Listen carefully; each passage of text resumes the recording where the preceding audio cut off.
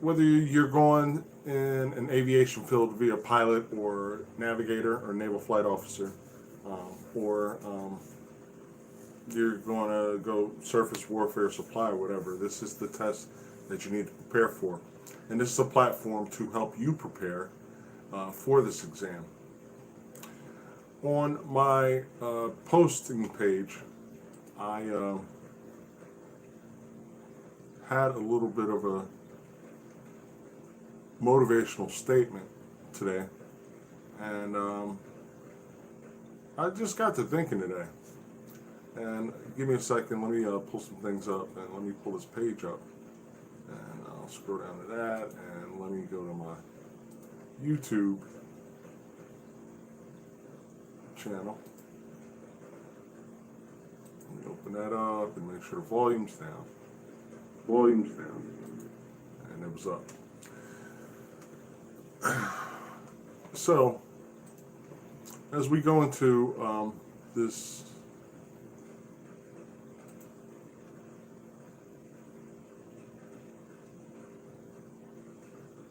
and I'll read this statement. This statement probably reminds me of every officer applicant that I've ever come into contact with and had the pleasure, or I'd even say the honor, of helping guide them on their journey. The statement is, and I thought about this, truly motivated people destroy all obstacles in front of them. And what do I mean by that? Okay. This test, this exam, it's an obstacle. You're going to have to do a lot of things that you'd rather not do. I mean, hell, you think there was a point in time when I didn't know square roots or know how to handle word problems, and I didn't know how to approach even solving or even teaching them. And I had to destroy that obstacle. It was an obstacle that I had to destroy. This is an obstacle that you have to destroy. You have to do it. And for the people that are willing to suffer a little bit, it's not really really not physical suffering. It's probably more mental suffering than anything. And you are going to have to suffer to get to the other side. I think of people like Jonathan E. I'm not going to say his last name because I try my best to protect my client's anonymity to a certain degree. But like recently, Jonathan E. Jared, Cody, Jay. I noticed something about their stick-to-itiveness. I don't even know if that's a word, but it was an obstacle that was in front of them, just like you guys have this obstacle now, preparing for these tests and exams that I help you guys prepare for. And you got to stay motivated. I know it's something you'd rather not be doing. Hell, I'd rather be hanging out at a pub, drinking, talking to women right now. Yo, baby, what's up? You know what I'm saying? But I'm here. I'm here for you guys. I'm here for the people that would set all those distractions aside and push through. And to a certain degree, like I said, when I didn't understand fractions, at one point I didn't know how to be a good flight instructor. I had to learn. I had to sit down. I had to center myself. I had to, think. And this is the same thing that you guys have to do. Because at the end of the day, I don't produce these scores that you guys get when you achieve these tests. I help guide you guys, but I'm not the one that's sitting down doing it. Square roots. Oh, you got to add them, you got to subtract them, you got to multiply them, you got to divide them. I hate this. I hate it. But you guys have to embrace the suck. You got to embrace it to get to the other side. And I don't know. I just purchased a book by this guy. I saw a couple videos. You guys check him out. His name's David Goggins. He's a Navy SEAL. And just to think about all the obstacles that this guy had to go through in his life, and he made it to the other side, is just like, dude, if you could just listen to this guy's story and just like not be motivated to push through and just do whatever the hell you got to do to get to the other side, no matter what. It just like, wow, you don't have a soul. For real. You can't. And listen to all the obstacles that this guy had to go through.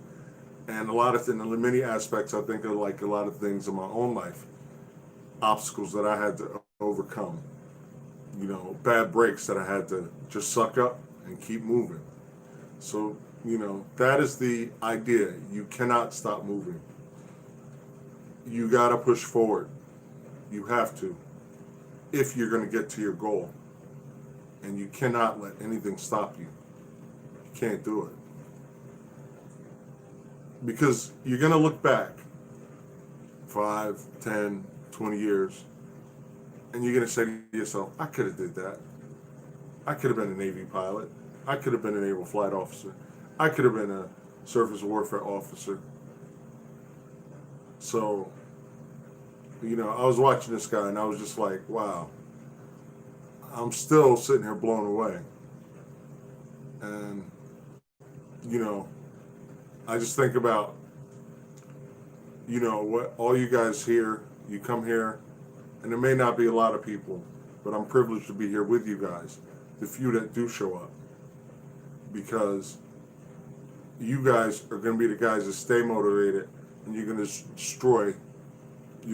destroy everything that's in front of you. And it's not going to be easy. It's not. Anything in this life is, if it's worth it, it's going to take some time. It's going to take energy. It's going to take studying. It's going to take going through these horrible problems over and over and over and over and over and over again. What do you think I had to do in order to teach this stuff? I had to go through these problems over and over and over and over again till it hurt sometimes. It's like, shit, I don't want to do this. I'd rather be drinking a beer. I'd rather be hanging out. So, I don't know. That's kind of just what I wanted to lead into. So stay motivated, guys. I know it sucks. Okay.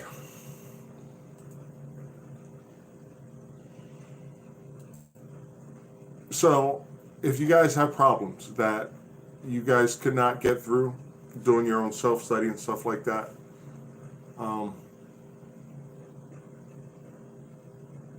you can email me at kienothos@gmail.com.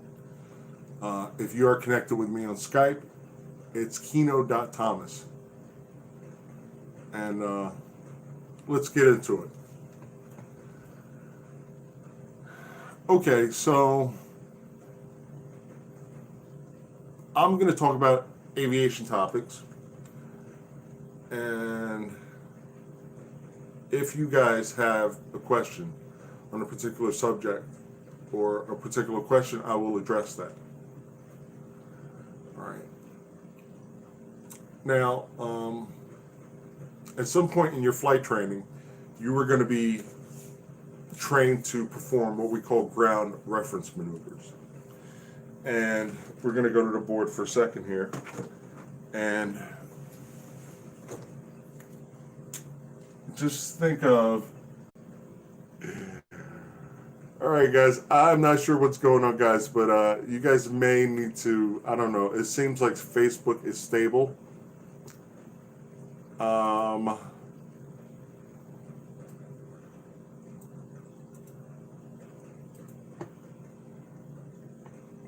Yeah, it is on Facebook.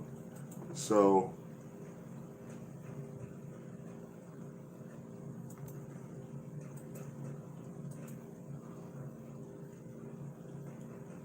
damn it.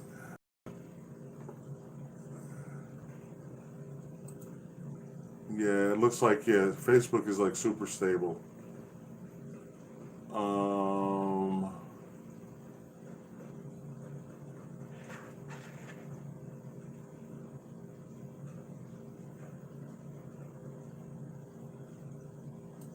your channel. Live now. Facebook guys, I apologize for this. So yeah, Facebook is really, really stable. I'm not sure what's up with YouTube. All right. So I'm just gonna put a little note in here on the notes, and then we'll continue on, guys. All right, you can follow me. Facebook guys like, yo, hurry up, man. Please go to the Facebook link. If this live stream does not stabilize.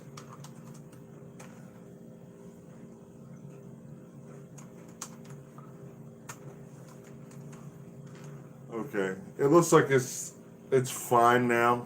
I don't know. It dropped like 3 times on me. Okay, so we call this crabbing in aviation when we have what we call a crosswind, because if my particular aircraft, if I don't crab into the wind and I stay like this, it will actually blow me inside. And the objective is to crab into the wind so that you maintain that straight rectangular line. Now again, when the wind is blowing from this direction and this direction, you're going to be fine. But when we get down here to the bottom, again, we're going to have to crab the aircraft into the wind, because it's all about your ground track, not your heading. It's about your ground track. All right. So, yeah. All right. So you may be given questions about ground track in the aviation situation, or if they ask you about ground tracking and crabbing. So that's what crabbing is. It's actually slightly turning into the wind. We also have to do this when we're landing. Crosswind landings come up. Like, let's say if this is our runway, all right, and the wind is coming from the right. As I'm approaching this runway, and I want to make sure my Facebook people can see. Yeah, you can. So as I'm approaching this runway and the wind's coming from the right, I actually have to bank into the wind a little bit. All right, and maybe even turn depending on the severity of the crosswind. All right, just to maintain, because if I just align myself with the runway lines, I'm going to get blown off target like this. All right, and you always fly your airplane. You do not let the airplane fly you. So to crab, I may need to slightly bank the aircraft into the wind, and point it into the wind slightly, just so so you're crabbing again. You're sort of like, I'm exaggerating this, but you're sort of like flying sideways. And then right before touchdown, you will round out and then flare. All right. So that is what crabbing is, and crosswind landing situations that could occur and you could be questioned about on the test. Again, okay, it came back. All right. Talk about that. And so, to make it, I'm going to still keep attempting to try to reconnect. All right. Next, like YouTube, for some reason, is not really having a good time stabilizing. All right.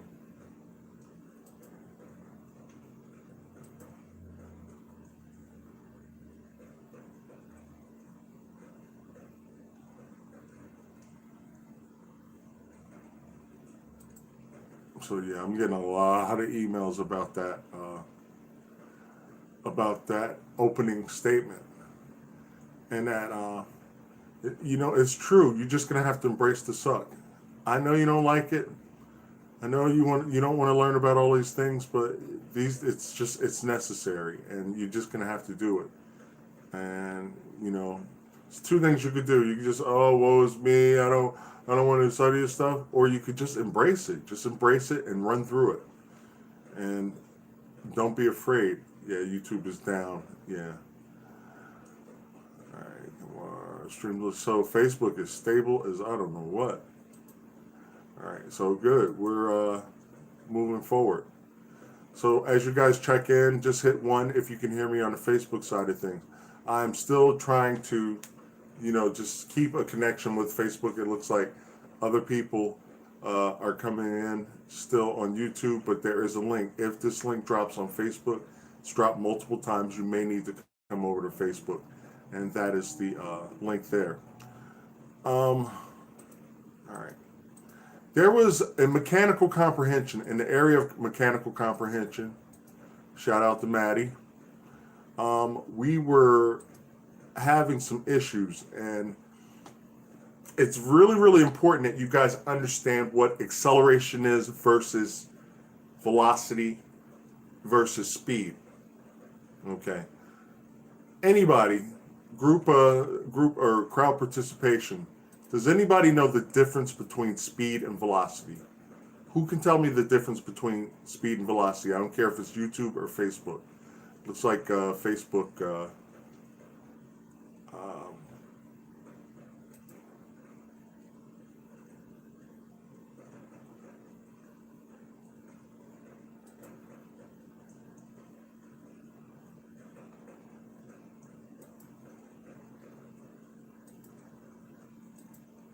Who can tell me the difference between speed and velocity? Because the test is going to test your knowledge on the difference, or it's in the test pool. So I haven't seen any responses, and I guess I know that there is a delay, so I'll just go into it. So speed, we can call a scalar quantity. First off, a scalar quantity has magnitude. It has like weight. There's some magnitude or some strength. But velocity is what we would call a vector quantity. So what do we call a vector quantity? It has that strength and it has direction. We talk about vector quantities when we talk about the four forces of flight: lift, thrust. Where's my airplane? Okay, so yeah, point in this direction: lift, thrust, drag, and weight. Those are vector quantities. Okay, so there's strength and there's direction in them. And I'm actually going to, on the Facebook page, I'm going to, give me a second here, I'll put a graphic there. Scalar quantity versus vector quantities. There we go. And this image comes from NASA, actually. Who would know better than NASA, right, guys? All right.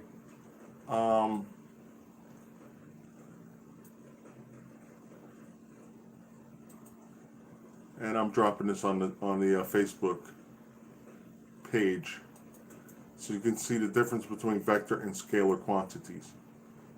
And I told Maddie that I would cover this stuff in today's lesson. And all you YouTubers that are still hanging in there, I'm going to talk about this because I know some of you guys are not Facebookers. And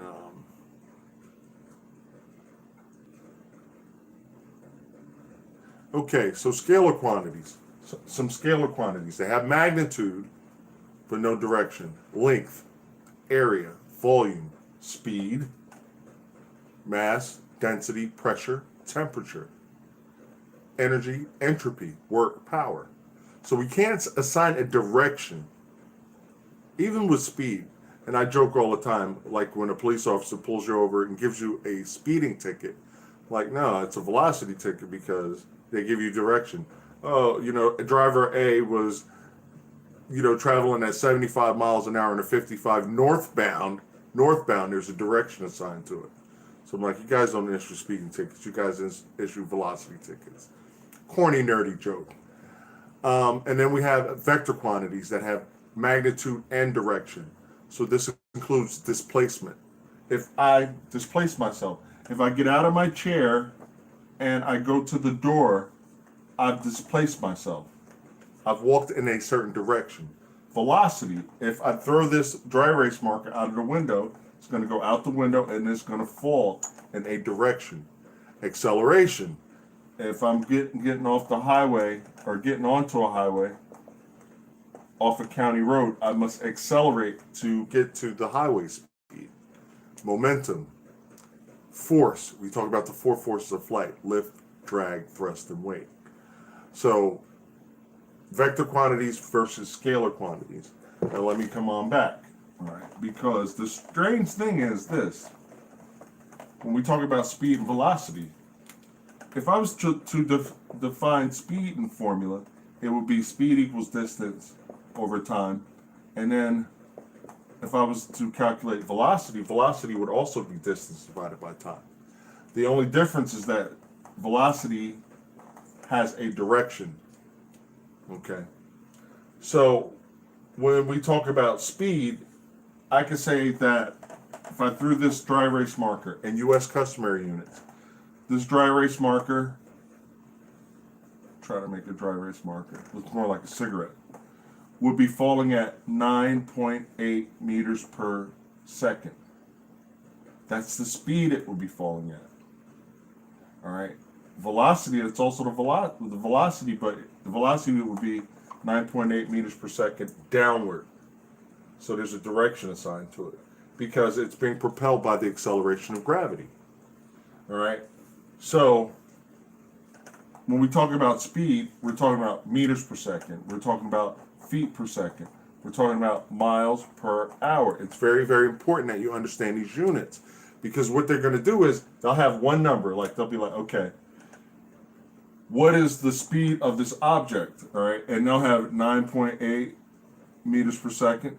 They'll have 9.8 meters per second squared. And they'll have 9.8 feet per second. And you'll be like, wow, you do your math, you get the numbers, but you don't know the units. And if you pick the wrong units, you don't get points for the question.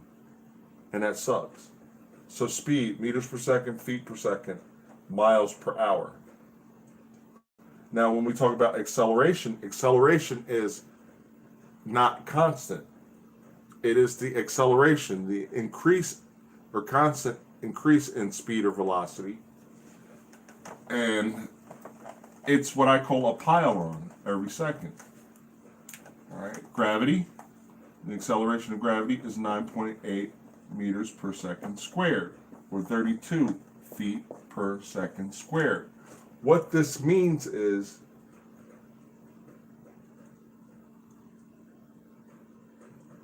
every second there's a buildup. Every second. So let's take U.S. customary units. After 1 second, we're 32 feet per second.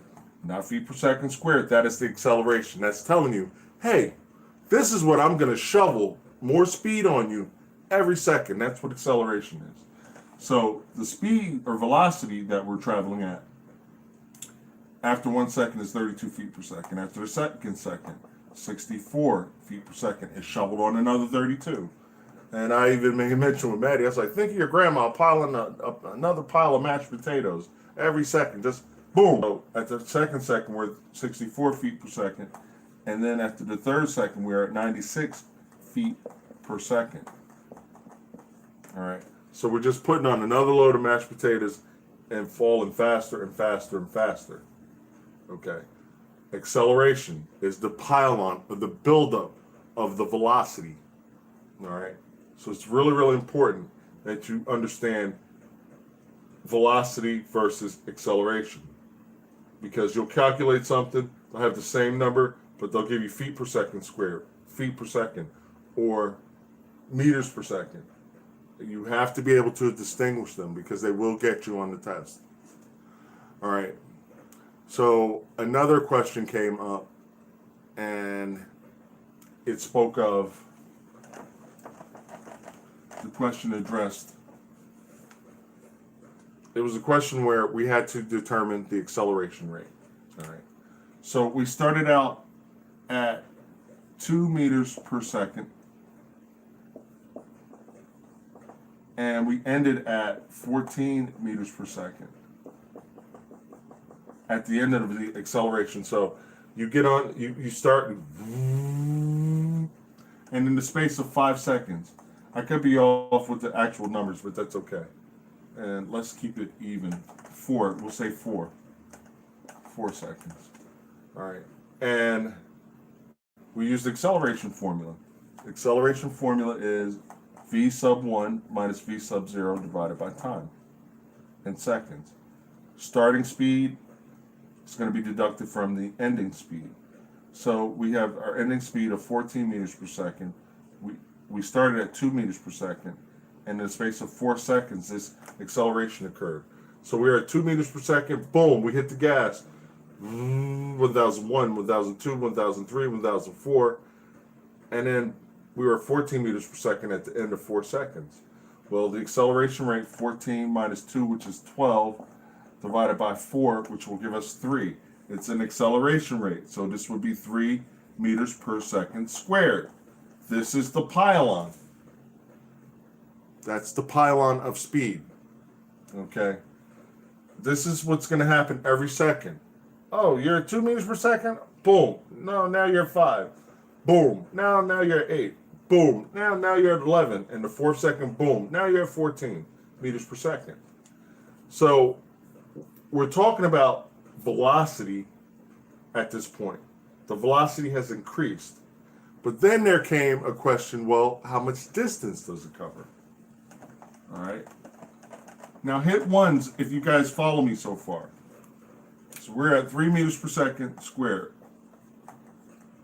That is the acceleration rate. So we're at rest, and then we're going to apply this acceleration. And after 3 seconds, we're going to talk about the distance. All right. And I'm just checking YouTube. Looks like YouTube is stabilized, I guess.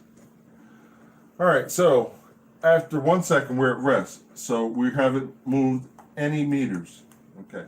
But at the first second, we're at 3 meters per second. After the second second, we're at 6 meters per second. After the third second, we are at 9 meters per second. We have to explore what meters per second means. What this means is that in this second, we're going to cover 3 meters. In this second, we're going to cover 6 meters in that second. And in this third second, we're going to cover 9 meters. So in effect, what's happened as far as our displacement or distance covered, in this second, we're going to move 3 meters. In this second, we're going to move 6 meters. In this second, we're going to move 9 meters. So in this 3 seconds of acceleration, we will have moved 18 meters. Guys, hit 1 if you follow me.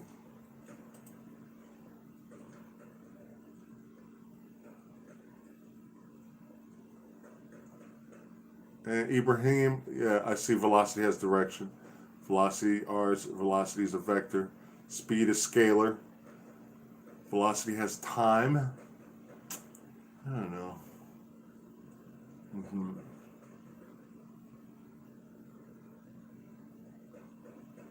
NPR, good to see you, brother. He came in good after. Hit 1. Looks like YouTube is doing this little swirly thing again. So I want to make sure that speed, velocity, scalar, quantity, vector quantities, and acceleration is hitting home. All right. Then I'm going to put on the Facebook page the terminal velocity video. And you guys can watch that at your leisure. Felix, where you at, brother?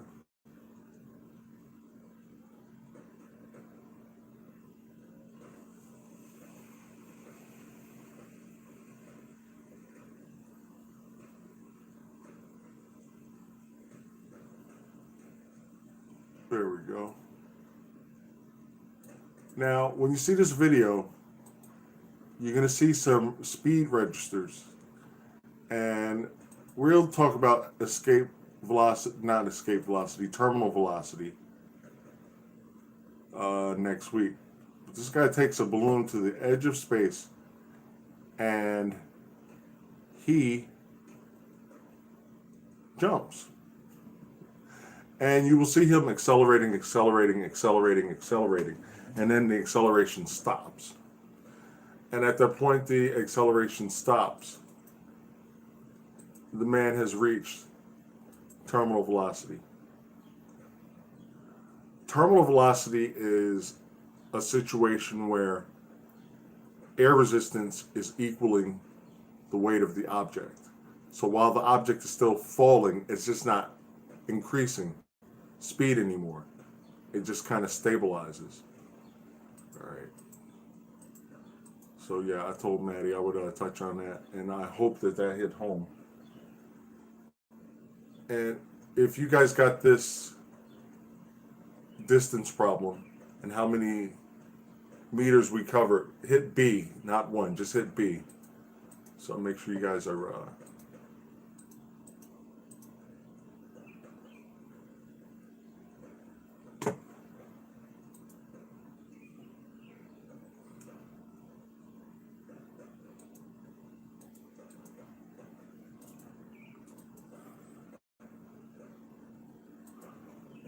all right, I'm checking the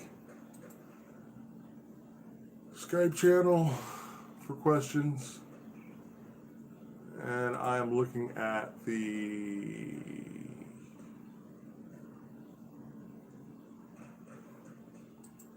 Gmail.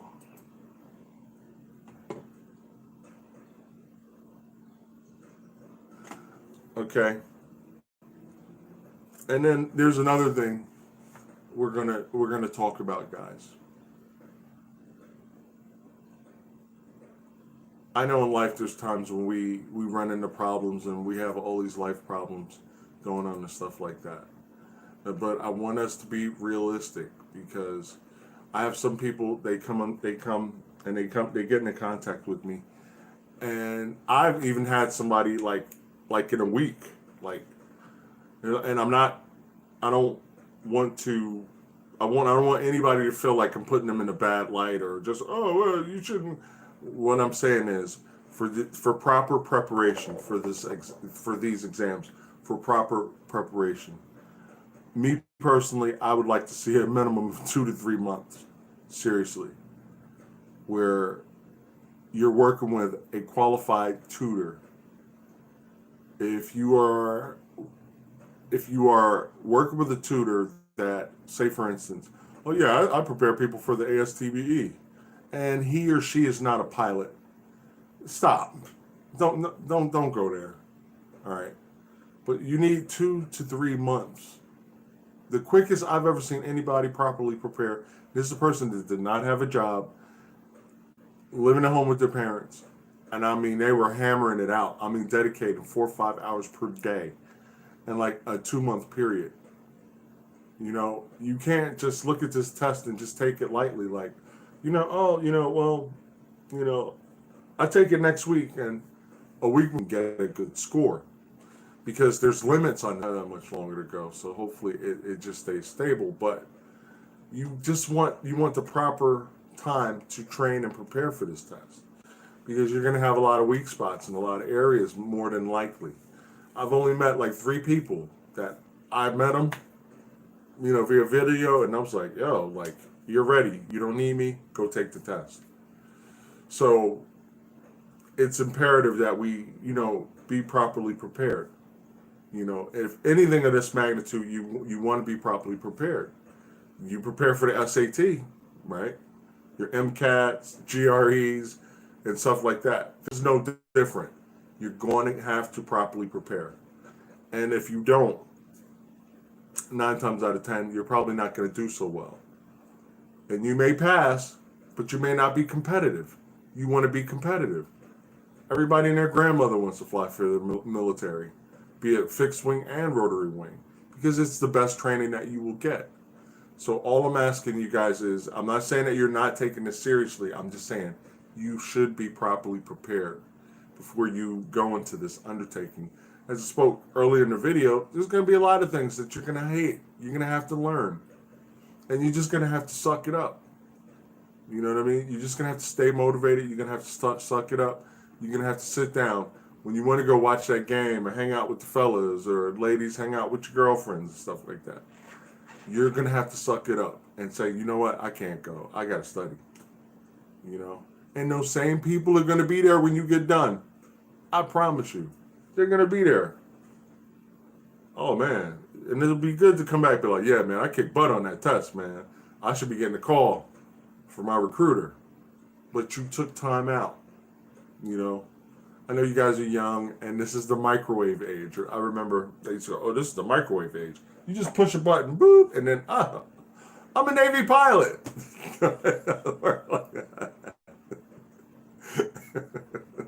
Or boop, I'm flying an Army, man. I'm flying Apaches. Nah, it doesn't work like that. Rome was not built in a day. Rome wasn't built in a day. And neither are naval aviators, Air Force aviators, Army aviators, Marine Corps aviators, or Coast Guard aviators, or civilian aviators for that matter. Not built in a day. There's a lot of training, preparation, dedication. That's the key word, dedication. You got to be dedicated to you. You got to be. You got to be dedicated to you. You know what I'm saying? If you're not dedicated enough to sit down and study and go over the training materials, or go over, you know, all the math that's required, the mechanical comprehension that's required, you have to be dedicated to you. You have to be. Who else is going to do it? And at the end of the day, we are our worst enemies. We are. I am. Some things I just like, man, I don't feel like dealing with that shit. And like, but you know what? I just embrace the suck and push through it. You gotta embrace it. You gotta be uncomfortable. I've been like really kind of really pushing like my running and going hard, because I always said, yeah, I want to run a marathon. I want to run a marathon. But if I'm not training for it, what's going to happen? Am I going to run a marathon? No, I'm not. So it's the same thing. Whatever you did in college, you had to, you know, go through courses and curriculum and things of that nature, and you had to build up to a certain point so that you could graduate and pass your midterms and your final exams and all that stuff and everything. So this is no different, guys. Look at this like, oh, it's just a test. You know, the Navy, they just put out, and I'm just gonna waltz on in there, and I'm just gonna be amazing. Wow. I'm beating up on you guys. Okay, yeah. So like I said, you guys are gonna have to learn about helicopter systems. All right. The primary controls in a helicopter, it's slightly different from a fixed wing aircraft. In our fixed wing aircraft, we have a stick or a control yoke. We have rudder pedals. All right. And our control yoke can control our pitch, nose up, nose down, as well as banking. I give up.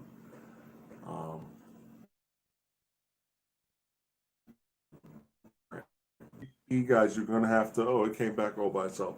You guys are going to have to be familiarized with helicopter aerodynamics. If they pop up, the test pops up a helicopter question and you're not prepared for it. And you guys know my motto, know before you go. All right, it's about pilot certificates, seatbelts. Right-of-way rules. Right-of-way rules. Okay. All right. I'm dropping an image on Facebook.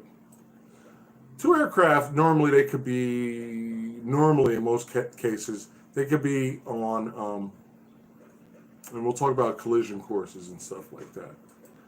Now, most pilots don't find themselves in these situations, but if you do, you should be able to recognize, or what we call in aviation, see and avoid. See and avoid. All right. So you'll have two graphics on Facebook, and for my YouTubers that are hanging in there so diligently with this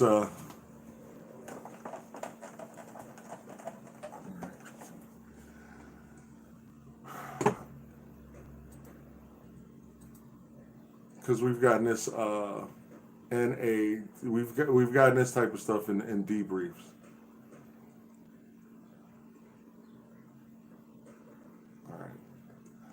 Right-of-way rules. When weather conditions permit, vigilance must be maintained so as to see and avoid, I told you, other aircraft. Well, an aircraft in distress has the right-of-way of all other aircraft. So if an aircraft is in distress, all other aircraft are to give way to this aircraft. When aircraft of the same category are converging approximately the same altitude at the same altitude head on, the aircraft on the other has the aircraft on the other's right has the right of way. Okay, so actually there's another one. All right, so let's just say we have an aircraft approaching this way and we have an aircraft approaching this way. Now, how do we know we're on a collision course? Optically, the plane will not be moving. If I'm flying towards you guys and you guys are flying towards me and I'm looking out the cockpit, there will be no movement. I won't see you going this direction. I won't see you going that direction. I won't see you going up. I won't see you going down. You just won't be moving. You'll be like a dot and coming towards me. So that's a bad thing. Now, if I'm flying towards you guys and you guys are flying towards me, you guys are going to turn to your right and I'm going to turn to my right. All right? Automatically, it's a no-brainer. If we're in a collision course, I bet I brake right, you brake right. And that's how we stay away from each other. And the second one, if an aircraft is overtaking another aircraft, then you got two airplanes and they're going in this direction, and this airplane is the faster plane. This plane is going to hang out and then boom, and it's going to pass on the right. This is why we do clearing turns. And a lot of the simulations, when I have the Oculus Rift on and I'm sitting in the cockpit virtually, before I make turns, you'll hear me say clear left, which I'm scanning, and then turning left. We just don't take aircraft and just, do all those little funky cool maneuvers without clearing first. All right. If I'm going to bank right, clear right, turning right. I'm going to verbalize it. I'm going to say it. If I have a co-pilot sitting next to me and I say clear right, he or she is going to look right too and be like, okay, you're good to go. Or they'll say traffic. And one thing in cockpits we don't do, we don't point. Oh, look at that. Because sometimes you guys may be in open cockpit situations. Typically like I guess like the charter business jet community, where it's pretty much like an open door. You don't point at stuff. You scare the hell out of your passengers. What are they pointing at? Is there another plane out there? So we typically get through this mental anguish. It's like anything in life. You do it. The more you do it, the easier it gets. Think about any task or anything you've undertaken. And when you first started it, you didn't have the coordination. And now you do it like tying your shoes. My niece, she would get pissed if you tried to help her tie her shoes. She'd be like, no, I want to do it. But she couldn't do it. So you got to let her kind of just fight with herself and all that and everything. And now she ties her shoes very well. Michaela. Shout out to my niece. When she was little, she didn't want nobody helping her tie her shoes. She didn't even like when she learned how to use her potty, she would like to take her own potty, walk it to the toilet and empty it herself. I will see you guys during your individual times or on the next stream. Talk to you guys later. Bye-bye.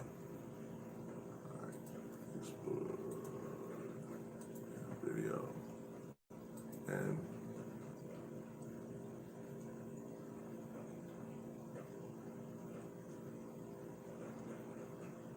oh man.